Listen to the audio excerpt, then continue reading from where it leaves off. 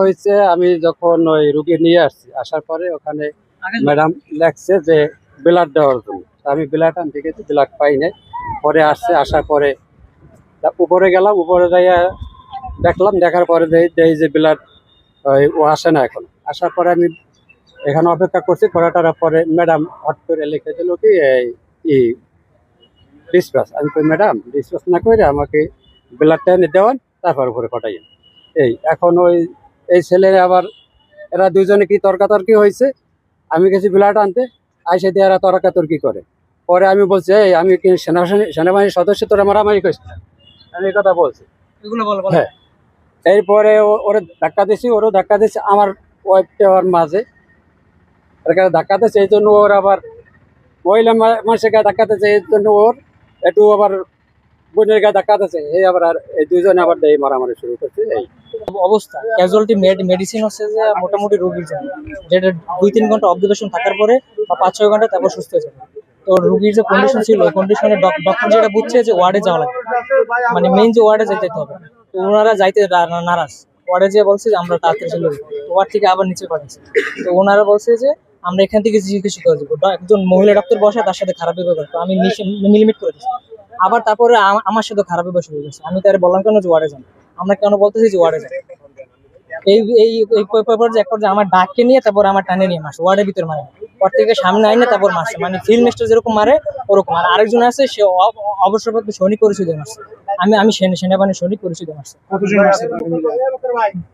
তিনজনের মতো, 2 থেকে 3 জন। আমাকে তো খেয়াল নাই, কিন্তু 2 জন তো এখানে উপস্থিত। আর কি করছে বলতে পারবো না। এই 2 জন আছে। যখন ভর্তি হবার পরে ম্যাডাম তখন বলছে যে আপনার রোগীর তো এখানে কাগজপত্র নেই আগে ডাক্তার দেখানোর, তাহলে আপনারা ওয়ার্ডে যে ব্লাডটা দেন বা মিড ডে মিল ডাক্তার আছে তারা দেখবে। ওনারা বলতেছে যে না, আমরা ওয়ার্ডে যাবো না, কারণ ওয়ার্ডের পরিবেশ ভালো না, আমার এখানে রোগীকে রেখে ব্লাড দেবো। এইটা নিয়ে ওনারা মানে মারামারি শুরু করে দিচ্ছে। এই পেশেন্টের মেইন সংখ্যা ছিল, আমার ডিউটি টাইম শুরু হওয়ার পরে উনি আসছে যে ওনার রোগীর ব্লাড দিতে হবে। তো ব্লাডের অর্ডার নিতে আসছে। এখন বলে যে ওনার রোগী থ্যালাসেমিয়া, কোনো কাগজপত্র দেখায় নাই বা আগে কোনো ডাক্তার বলছে কিনা রক্ত দেওয়ার কথা, কতটুকু রক্তের পয়েন্ট আছে, উনি কিছুই দেখাতে পারে নাই, উনি রক্ত দিবে। তো আমি বললাম যে আচ্ছা ঠিক আছে, আপনার রোগীর কি অবস্থা আগে দেখি। এরপরে রোগী আমি দেখলাম। এখন রোগীর প্রথমে ওনারা কোনো হিস্ট্রি দেয় না, রোগী যে কালকে রাতে অসুস্থ হয়েছিল বা বমি করছে কিছু আমাকে বলে নাই, ওনারা শুধু রক্ত দিবে। আমি রক্তের অর্ডার দিছি এবং বলছি যে রোগী যেহেতু একটু অসুস্থ আছে, আপনারা 3 তলায় নিয়ে যান। এখানে মানে রক্ত দেওয়ার পরে যদি কোনো খারাপ অবস্থা হয় তাহলে ম্যানেজ করতে পারবো না আমি, বা এখানে ওরকম ম্যানেজ করার মতো নাই, বড় সার্জার নেই। আপনারা 3 তলায় মেডিসিন অর্ডার আন্ডারে ভর্তি হবে। তো ওনারা আমি ভর্তি লিখে দিচ্ছে, ট্রান্সফার লিখে দিচ্ছে। ওনারা সেই কাগজ নিয়ে 3 তলায় গেছে। 3 তলায় গিয়ে দেখে যে ওয়ার্ড ভর্তি মানুষ, ফ্লোরে সব, কোনো জায়গা নাই, বেড নাই।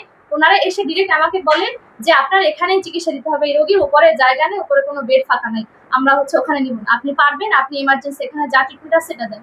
আমি বারবার বলতেছি যে আমার হাতে এরকম মানে ব্লাড দেওয়া ছাড়া আর কোনো চিকিৎসা দেওয়ার নেই। উনি আমাকে জোর করে চিকিৎসা দেওয়াবে এরকম অবস্থা। 2-3 বার আমার কাছে আসছে যে যা চিকিৎসা দেওয়ার এখানেই দিতে হবে আমাকে। তারপরে আমি ওনাদের ট্রান্সফার লিখে দিছি। কতক্ষণ পরে আবার আসছে। এরপর আমি রাউন্ডে গেছি, গিয়ে দেখি যে মহিলার সাথে 3টা মেয়ে ছিল ওনার। এখন মেয়েরা বলতেছে যে, মেয়েদের থেকে জিজ্ঞেস করার পর মেয়েরা ডিটেলস বলছে যে রোগী কালকে রাতে বমি করছে, জিহ্বায় কামড় করছিল, মুখ বাঁকায় গেছিল। তো এগুলা শুনে স্বাভাবিকভাবে স্ট্রোকের লক্ষণ মনে হয়। আমি এরপর সরাসরি না করে দিচ্ছি যে না, এখানে রক্ত দেওয়াই যাবে না, 3 তলা অবশ্যই যাইতে হবে।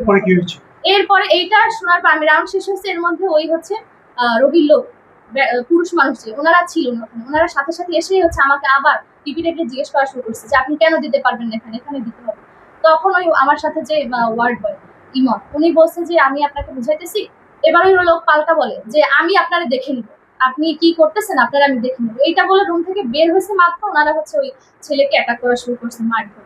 পরে আমি দৌড় দিয়ে স্যারকে ডাকতে গেছি আর আনসারকে ডাকতে।